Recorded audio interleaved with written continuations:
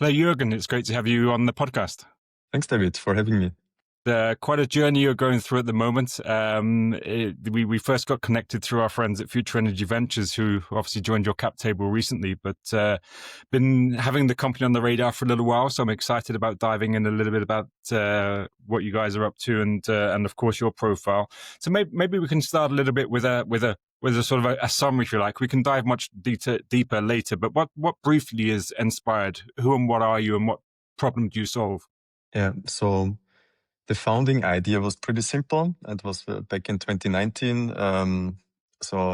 Assuming a higher renewable penetration as part of the wider energy transition, we identified flexibility as a key resource to unlock higher renewable penetration. And back then, we just focused on all sorts of flexibility, right? Demand side, pump storages, thermals, whatever it may be. And what we wanted to do different compared to utilities is solving the last mile. In our world, it's from day ahead to real time or including real time. And that stuff is pretty complex. So it's done by technology. So everything we do is automated, right? And there is a ton of machine learning, AI models, millisecond stuff, etc. So actually, I wouldn't call it a new business model or whatever, right? It's an energy trading service in that sense. But being fully automated and with a hardcore focus on flexibility was new back then, because spreads have been €7 per megawatt hour on average, not like today 150. So back then it was not that exciting as it's today. Okay, but that's very much more than an aggregator. And again, perhaps we'll dive into this later, but more than an aggregator, more of a trading organization. I would even call ourselves an R&D and software company, right? You wouldn't find a typical trading setup with front, middle, back office, ETRM, etc. We're rather organized culturally and from an organizational design like a software company, basically. But happy to chat about, the word aggregator has different meanings in different countries and different legislations. But I would consider ourselves an R&D and software company, actually. We'll certainly dive into that. One of the things clearly is your journey. You know, you've been in and around the energy sector for some time. You're an investor, serial entrepreneur as much as anything else. I know you sit on a few advisory boards, so I'm not sure quite how you find the time, but perhaps you can share a little bit of the journey, particularly in terms of when and how you founded Enspired those few years ago.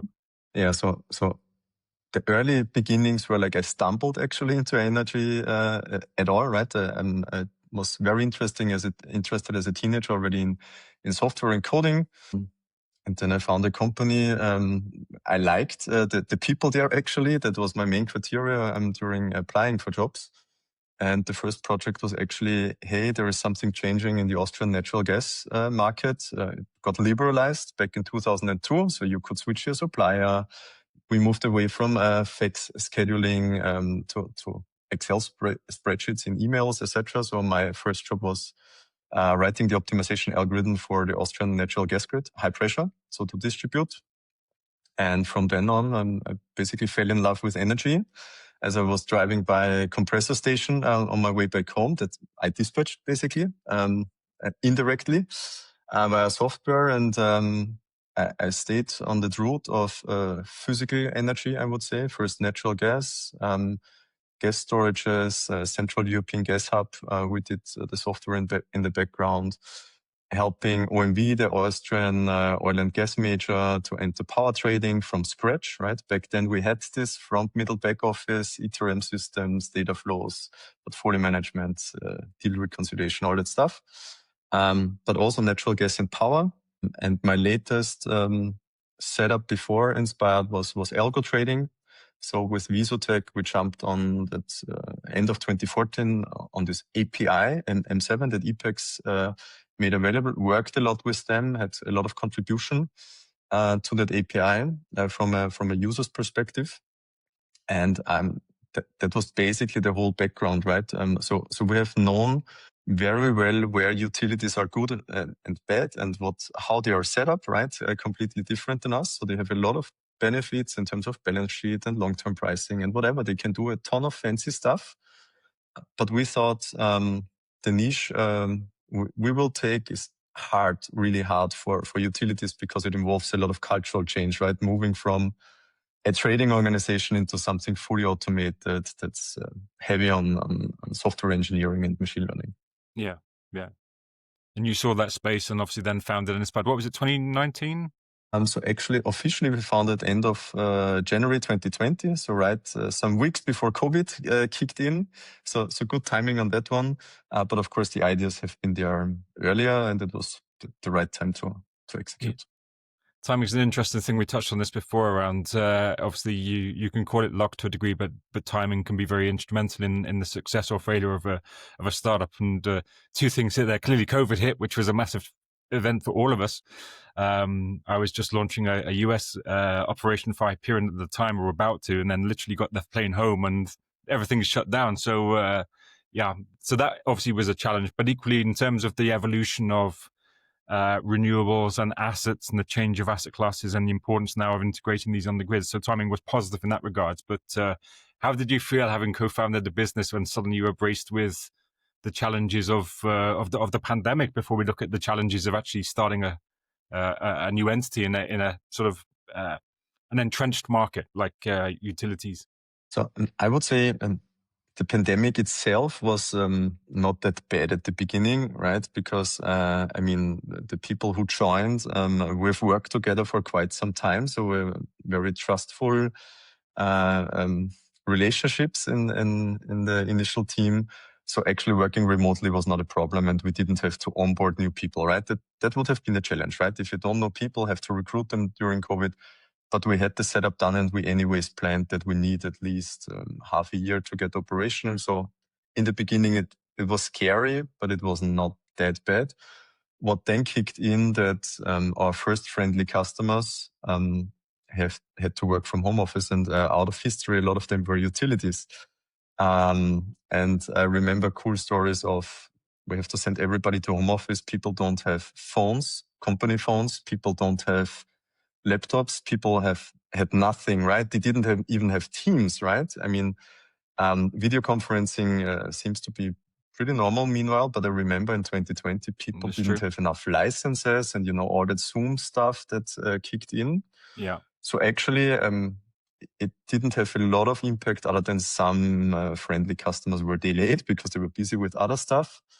And it also helped us shape what to focus on, because initially, you can imagine if you have low spreads, low volatility, actually compared to today, it was rather a focus on thermal plants, so outperform fuel prices or marginal prices in general, right? So generating additional profit out of providing flexibility. And with COVID and the following energy crisis, the focus changed completely on trading spreads and using intra-product volatility compared to flexibility in its purest form of ramping up and down, right? Yeah. It's been a fascinating journey how that has evolved so significantly over the few years. And we worked way back when with LimeJump just before they were acquired by Shell. So this flexibility and aggregation DSR market is something which has really, disrupted and changed significantly over the last few years. How was the company now different from, in terms of its, first let's look at the technology and the offering, different from now, from when you started the company? Started seldom exactly how you planned them to be, right? So how has things, I guess, evolved in that time? I would argue, of course, there were some tweaks here and there in terms of use cases, but the business model is actually as planned. So I'm very proud of that because we wanted to scale into new geographies with technology instead of building subsidiaries and local offices and replicating your organization and all that stuff that takes forever and is very complicated. So the business model is the same, right? Just the assets have changed that we offer for. Our first asset was a pump storage, then thermal plants, renewables, larger demand side cases. So we, as every young company, we tested out everything that could be tested in different countries. But we also started pitching batteries in the year of founding the company, so second half of 2020. Trust me, I have a lot of cool replies from big players that said nobody needs this service. And now they sit in panels next to me and say, we optimize batteries since a decade, right? So, but our DNA is typically if somebody tells us this is impossible, nobody needs that, we get really motivated, right? We had it in the past. We convinced the Hungarian Power Exchange to allow algo trading. We convinced PGAS to allow within-day gas automated trading, right? That was not a thing like 10 years ago. Yeah. So we got really motivated on that because we thought that a battery is a simple version, a smaller version, a box of a pump storage, no cascades, no pumping turbining switches. Now we have different complexity in there, right? So it's not easier, it's different. But we worked the way through different use cases. But storage has always been a thing from day one, right? So business model is exactly the same. And we have entered 10 new markets in the last 12 months. So our story sounds really cool, but if you go back 1.5 years in time, we only had battery storages in Germany, right? Now we're active in Germany, Austria, Belgium, Netherlands, France, soon Poland, Greece, in some weeks, Japan, Spain by mid of next year. So we have signed a lot of contracts, implemented a lot of stuff with short amount of time. And that was actually the founding idea, right? To say, not cover one country or just DACH region. It's like build tech that can be replicated very fast. Yeah, I guess one of the challenges being based in Austria, clearly, not the biggest country in Europe. So I know you immediately looked at the dark region for obvious reasons, but expansion was always intended beyond that. I think that brings challenges both in terms of obviously from a regulatory point of view and from a stacking of revenues point of view in terms of what's feasible and what's allowed in different countries is somewhat different. Has that been a challenge? Yeah, that was a business model choice, what we do, right? So there's a reason why we're not in residential demand side, whatever stuff, because as you said, that's completely different. As soon as you go behind the meter, some things are super easy in France because regulatory wise it's allowed, and is close to impossible in other countries, right? What we do on the grid scale is it's not similar, right? There's nuances in every market, but a lot of it is harmonized at least across the continent. UK is always an RGB is always an exception, but you have harmonized wholesale markets. You have Picasso, you have Mari, you have SIDC, so you have cross-border capacity exchanges. So there's a lot of stuff that can be reused. So what we do is rather, I would call it mass customization.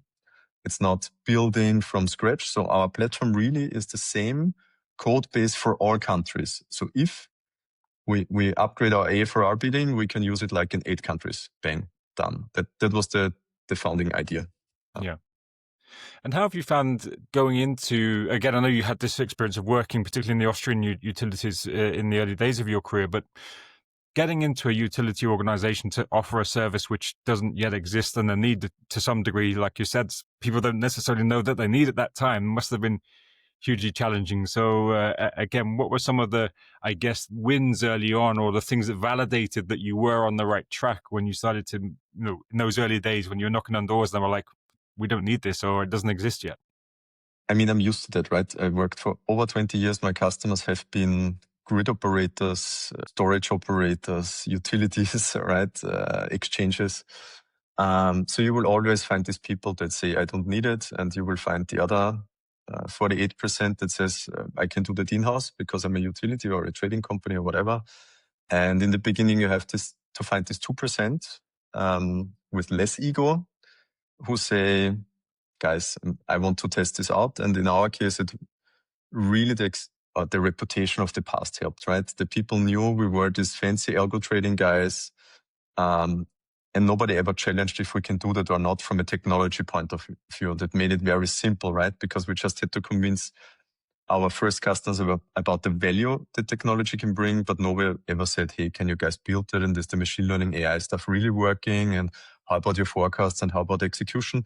That stuff was solved out of our history, right? So the first ones were always, I would say the first ones were, in terms of roles, head of tradings, who wanted to focus on the core business in the utility and said that nitty-gritty flex stuff is super complicated, especially in relation to the value it brings, right? We have to be honest, right? If you have a 10 gigawatt generation portfolio and you talk about 50 megawatts flex, is this moving the needle in your portfolio? Yes or no, right? And so we found these people and that's what you need, right? To validate if the product is working or not. I sent out the first sales deck, I think even before founding the company, to say, would that be interesting for you to use? Okay. And you've touched on some of the market growth, which we'll come back to, but also in terms of the type of customer, utilities is the obvious one. But who else are your customer? Trading houses? Who else are the sort of people with whom you're developing those relationships now? So I would classify them as infrastructure funds, are our biggest clients, right? Why? Because first of all, they have or similar ambitions than us, right? They want to build the same type of asset in a lot of countries. So typically we have a large, like 70 to 90% overlap in geographies that we think or we deem interesting and they deem interesting. And there is no conflict of interest in that sense because we don't own any assets. They don't want to operate any assets. There is one or two exceptions, smaller ones, who want to optimize on their own. But actually, they see themselves as investors, right? And they want to hand over a commissioned asset or before commissioning, and then say, do the job, right? Monetize it. That's sometimes different with utilities, right? Depending on their strategic positioning. Some say, let's work together.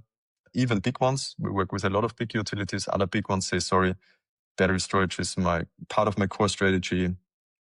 There's no chance to work together, which is fine. So ideally, large infra funds with large geographical footprint is ideal Makes partner. sense.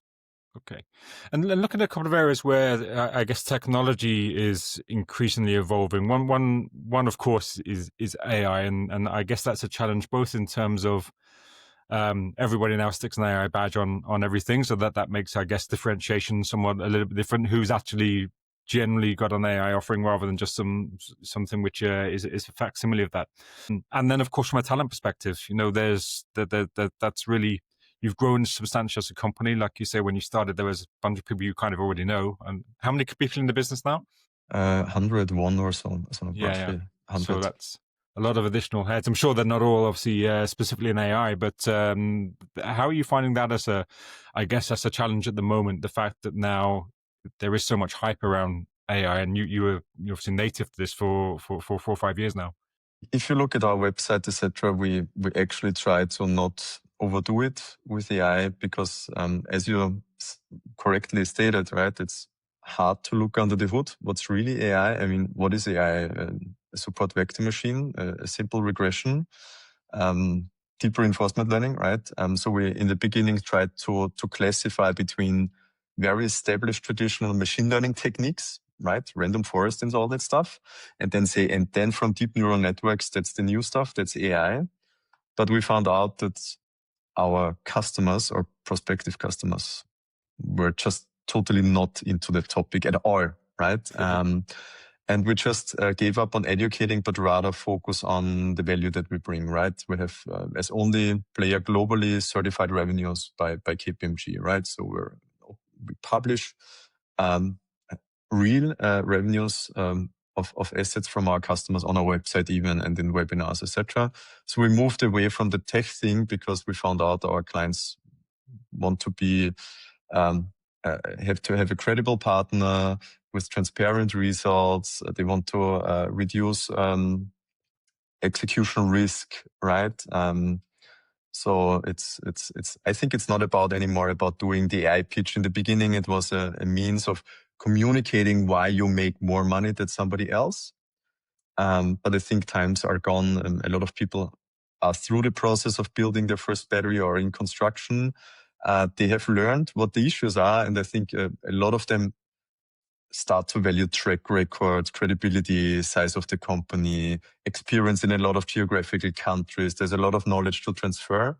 So that's why we use it. We have a team working since more than 4 years on reinforcement learning application for battery storage. We have a ton of stuff live. But there is, I think, no easy way to communicate that value to somebody. I think no, the outcome has to justify it, right? Clients don't care. We could do it manually if we achieve the same performance. They exactly. wouldn't care. Yeah, Yes. yeah. Yeah, I think that's a factor. And you also hit a nail on the head a little bit around timing is that when there's a lot of noise, people look for substance, like you say, and what's behind that and what's the track record. Give me some examples. And we're the same, obviously. There was a lot of hype around a couple of years ago when the market was frothy. Lots of recruiters suddenly came in their fold, but it's a case of who's been around doing it for some time, and it makes a difference. Yeah, but that's how you get the people, right? If you really do it, I mean, people will find out in recruiting, right? They will ask questions, and we have people from utilities, from Google, PhDs in AI, etc. So they will talk to each other in the coffee breaks of the recruiting process, right? And people will immediately figure out if it's buzzword stuff or if there is hardcore R&D ongoing.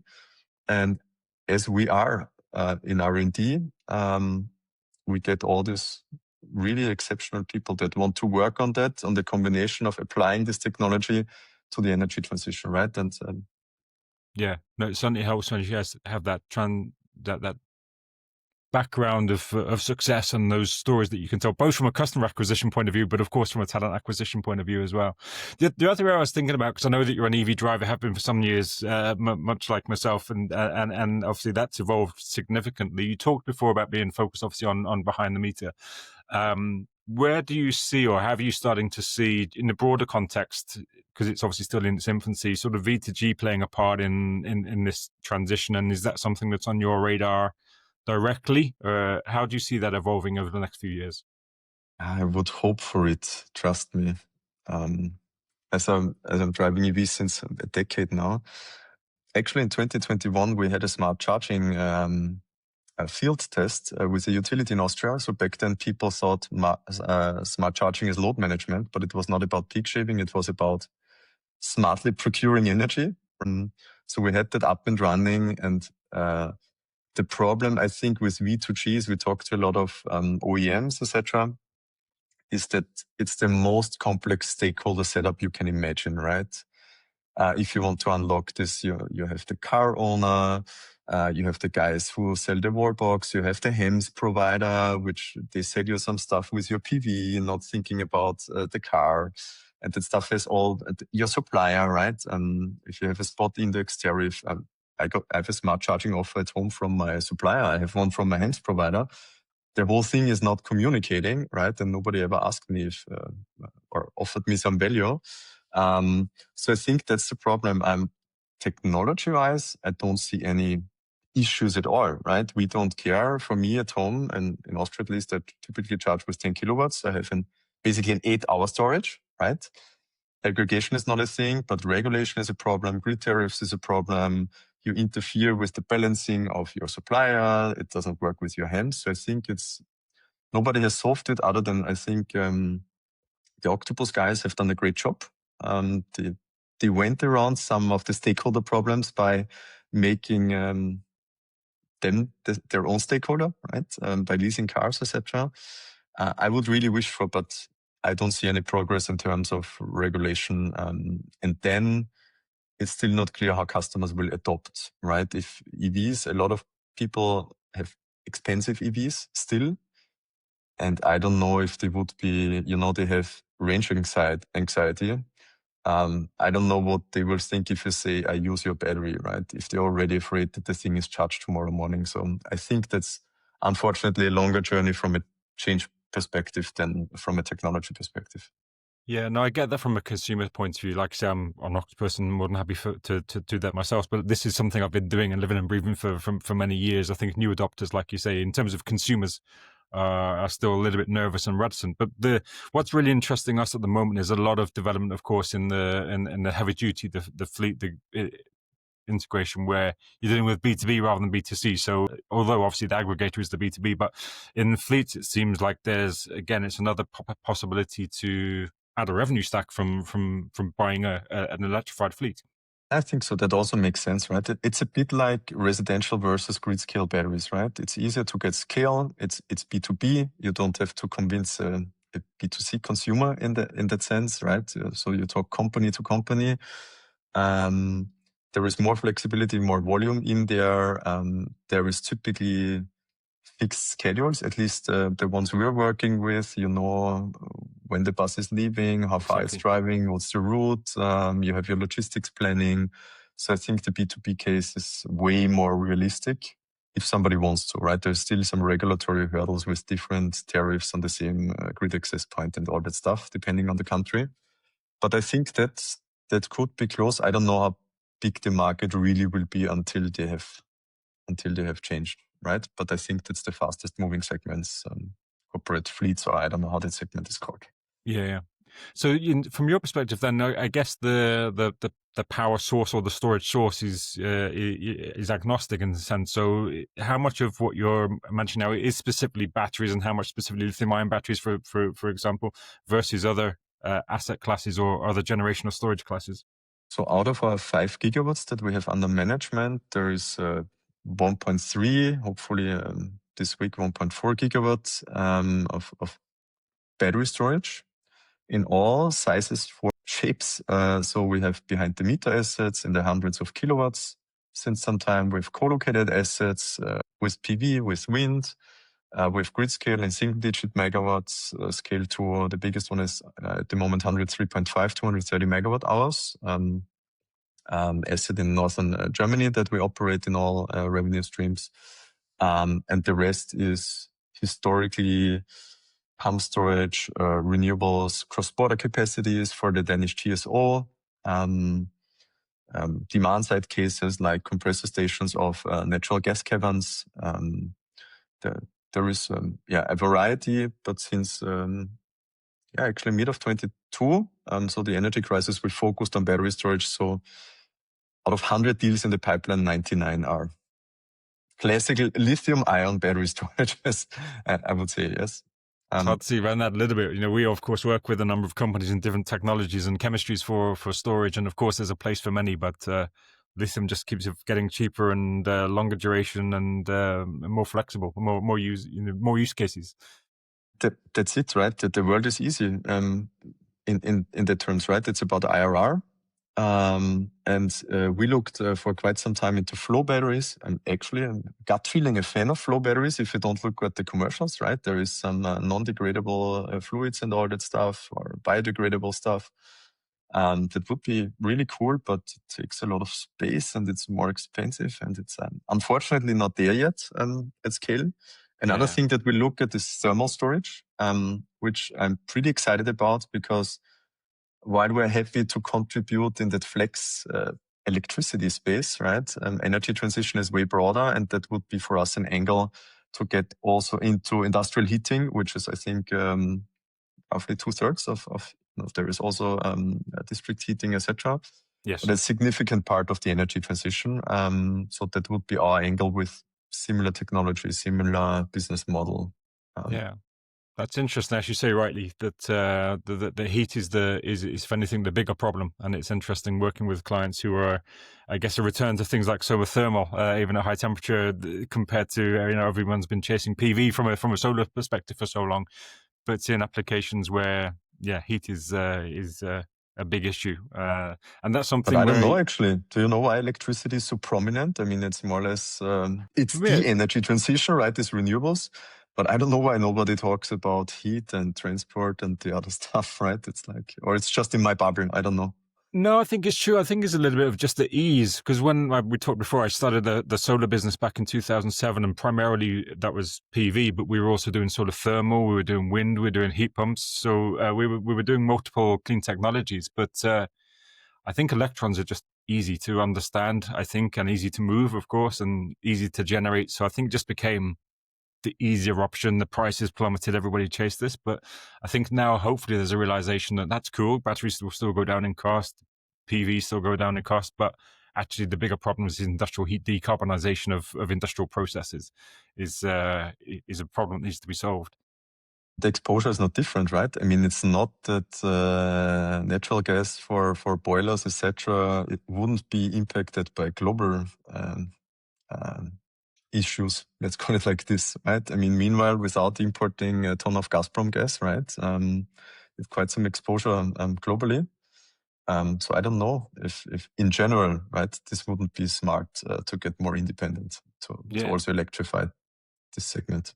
No, I agree. I mean, we're passionate about the electrifying what you can, but clearly we can't electrify everything easily enough for certain use cases. So yeah, that's a challenge.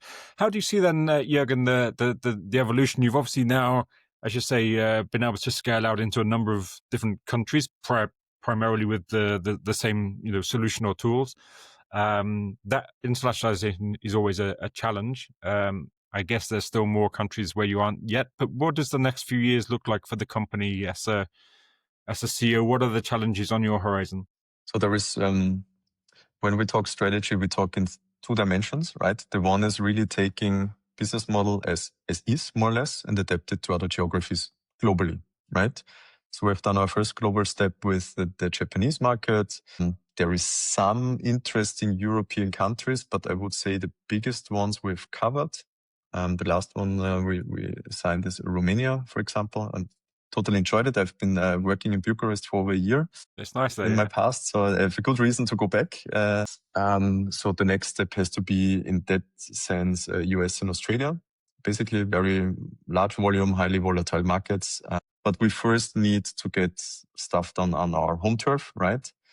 Because the risk for us is a different one in these markets. We know the other markets from our past, right? We know people there, we know lawyers there, we know utilities there. We can ask people. We have a network, we have a reputation, which is not the case for US and Australia, right? So we have to approach it different. And the second dimension is in terms of how broad the offering will be. And for example, we see co-location as or offtake agreements in general, I would call it, as a thing to finance the energy transition, getting projects bankable. So we're working with a ton of partners. We can offer floors, day-ahead swaps, tolls for standalone, for co-located setups. So I think this has to get more efficient because at the moment, I don't know if you have some experience with that, it's a hassle, right? You need district partner help you in Poland. The other partner can do something in Spain. The next partner only does Greece. The next partner does 3 countries and only specific products. I think what we see in the flex space is like what PPAs were like 10, 15 years ago, right? Pretty custom, pretty... and we are only at the beginning there. So I think the second angle is having super solid standardized. I mean, there is no standard, but as standardized as possible offtake agreements for all countries. Yeah. So that element of international expansion you touched on, but you said there were sort of strategically 2 areas that you look at. One I guess is that international growth. What other areas do you see as I guess opportunities for the business, and how the market will evolve to your advantage, or hopefully to your advantage, or you can turn it to your advantage? Yeah. So I mean, we anyways have all use cases up and running, right? So our approach is to always get our hands dirty, right? So that's why we also have behind the meter assets. We even have thousands of small ones that we trade aggregated. We have thermal plants, we have CHPs, we have, so whenever a new use case is coming up, we can say we have 5 years of experience without lying, right? Or making a sales pitch out of it. I personally think thermal storage will be very important. I'm undecided if electrolyzers will be a thing. I hope electric vehicles, some regulatory changes. I mean, there are some moves in some countries, right?